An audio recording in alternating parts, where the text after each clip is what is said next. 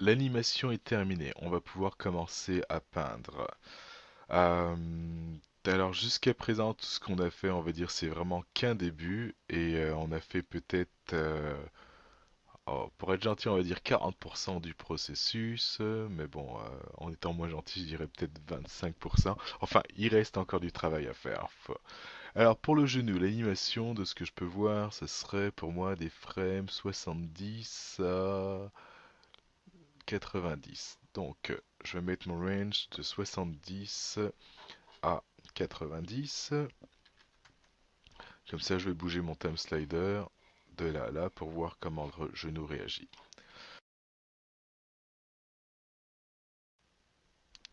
Avant de commencer à peindre, on va voir l'effet du lock. Alors, comme vous le savez, les joints sont en ce moment lockés. Il y a un cadenas, cadenassé. Euh, donc, je vais sélectionner cette influence, celle du genou. Et comme vous le savez, tout est un lock. Alors, en peignant, on va dire, cette partie-là, ça devient blanc, mais on voit que ça n'affecte pas du tout. Donc les poids des vertex sont maintenus sur ce joint-là, étant donné qu'il y a un cadenas. Si jamais je me mets à cliquer, on va dire, autre part, pour sélectionner un autre joint, et que je reviens à mon joint sur lequel j'éditais, bah, on peut voir que la modification que j'ai faite ici, ça a servi absolument à rien du tout, ça revient. Alors je vous montre ça parce que ça peut être des choses, on va dire, frustrantes, c'est-à-dire vous mettez à peindre et il se passe rien, ben ça pourrait être une raison, c'est-à-dire vérifier au niveau des cadenas.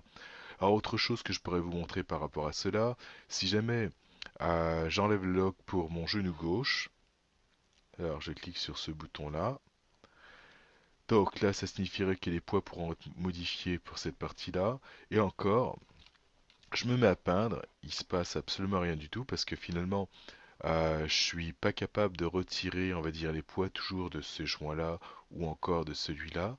Alors il se passe absolument rien du tout.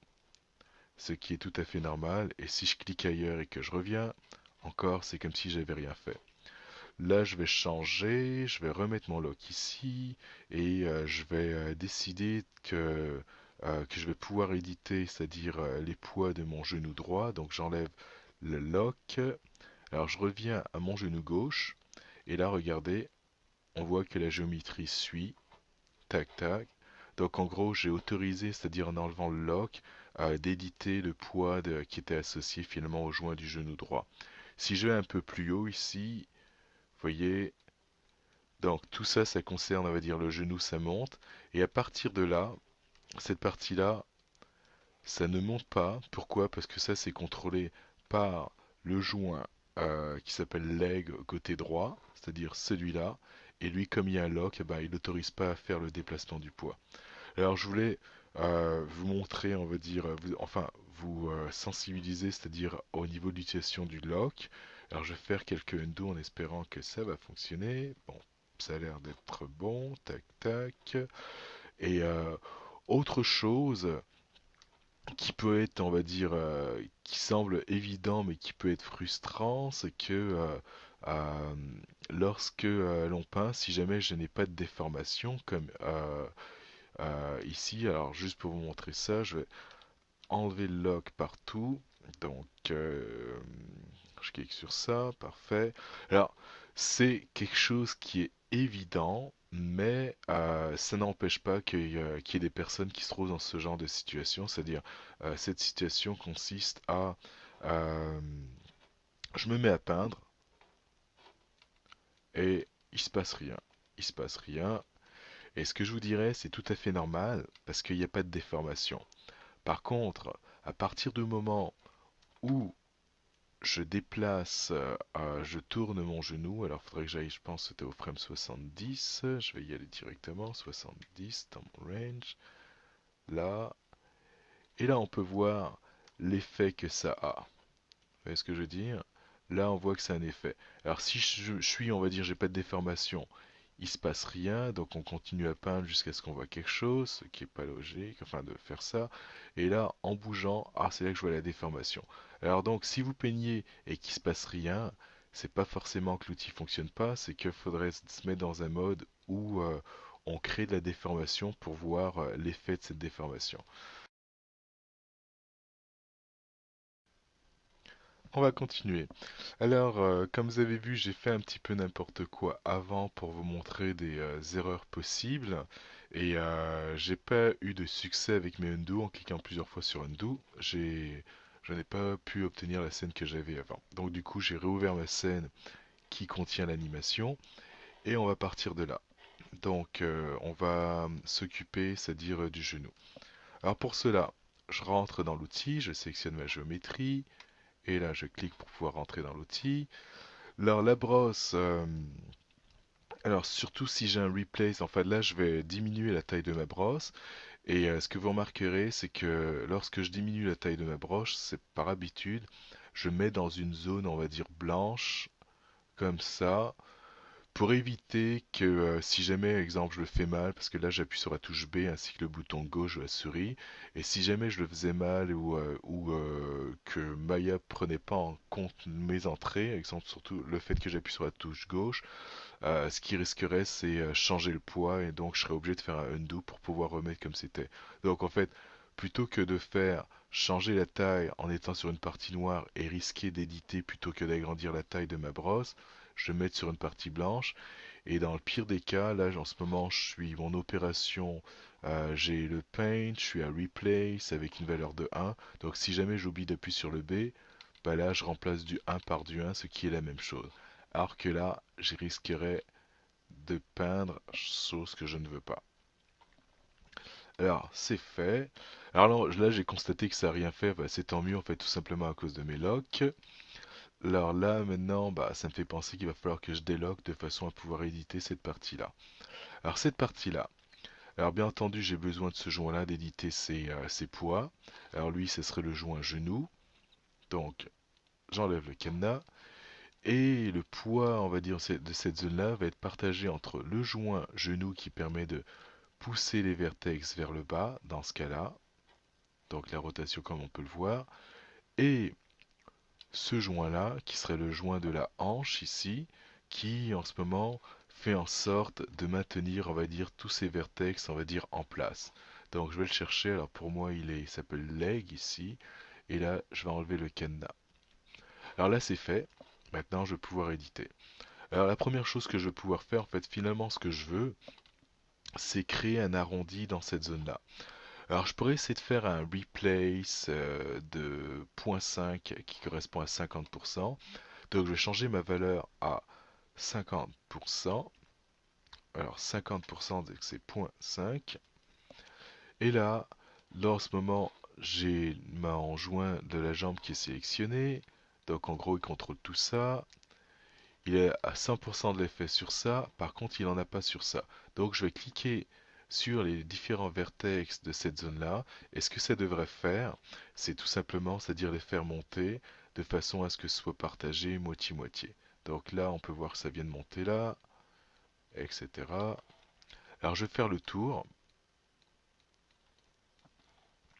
Alors je vais cacher les joints, ça. Donc je viens d'attribuer 50% à cette ligne-là, et là 50%. Donc là ça va. Donc on commence à avoir un arrondi. Alors je vais faire la même chose, je vais remonter on va dire celle-là. Alors je pourrais peut-être monter de moitié. Donc du coup je vais diminuer, c'est-à-dire mon 50%, je vais le passer à 25%. Alors maintenant je vais utiliser les valeurs 0.25 plutôt que de parler de pourcentage. Donc 0.25 qui correspond à 25%. Et là je monte.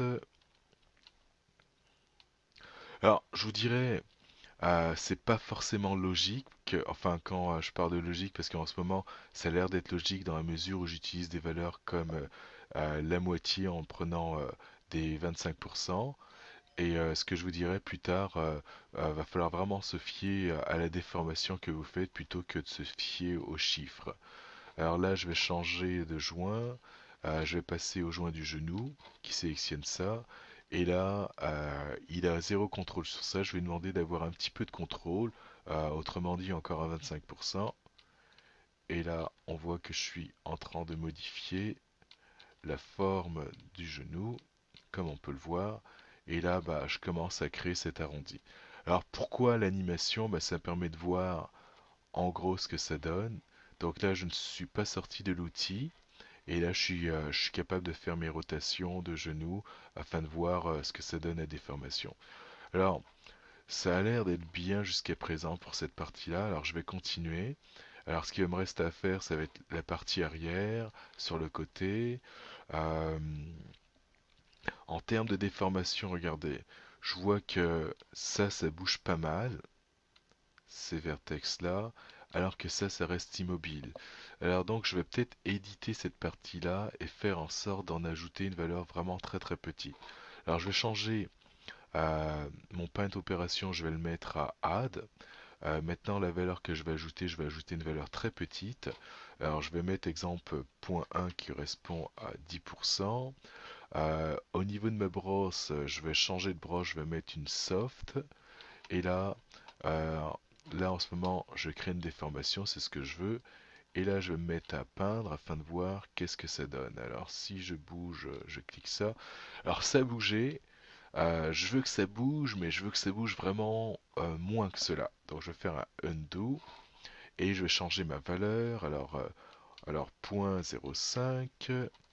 Et là, j'essaye. Alors ça bouge encore un petit peu trop à mon goût. Alors donc je pourrais juste diminuer la valeur. Ou encore je pourrais aller avec mon opacity et exemple si je le mets à 0.5 donc ça va me faire la moitié de ce que j'avais. Et là ça a bougé ce qui est pas mal. Peut-être je vais lui mettre 30% d'opacité. Oh, oh, carrément je vais essayer 20 afin de voir ce que ça donne. Et là ça a bougé légèrement. Ok parfait. Alors je fais le tour, ça, ça. Alors j'ai fait exprès d'oublier celui-là en fait pour vous montrer ce que ça donnera en termes de déformation. Si je me mets comme ça, donc la chose on va dire qui va paraître un petit peu bizarre lorsqu'on regarde ça. Là, lorsque je me mets à bouger le genou, j'ai des vertex qui bougent. En fait, je vous demande de vous concentrer sur cette région-là. Alors d'ailleurs, je vais faire l'automatique. Non, c'est un peu rapide. Donc, ça bouge. Et là, on peut voir que tout ça, ça se met à bouger. Ce côté-là, ça se met à bouger. Mais celui-là reste statique. Il bouge pas. Donc, là, je pourrais considérer que ce serait comme un petit peu bizarre que ce soit maintenu tenu. Et donc me dire, bon, bah, ce serait bien que celui-là bouge un petit peu. Alors là, est-ce que j'ai changé? Alors, pas vraiment. Alors, est-ce que j'ai le bon joint? Est-ce que j'ai les bonnes valeurs? Point 2, ça a l'air d'être bon. Mon paint en add. Et là, et voilà.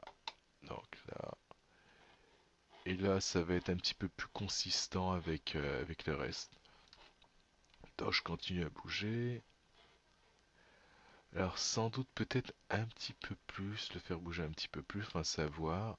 Et sans doute, je ferai la même chose pour cette partie-là, de façon à ce qu'elle soit inclue. Alors, donc, du coup, il va falloir que je me mette à changer de joint et que je prenne le joint qui correspond à la jambe ici et que je lui demande de tirer un petit peu sur ces vertex là, alors de façon que eux aussi bougent un petit peu. En fait, on crée un petit feeling un petit peu plus organique. Donc ça, je bouge ça, ça, ça, ça, ça et ça.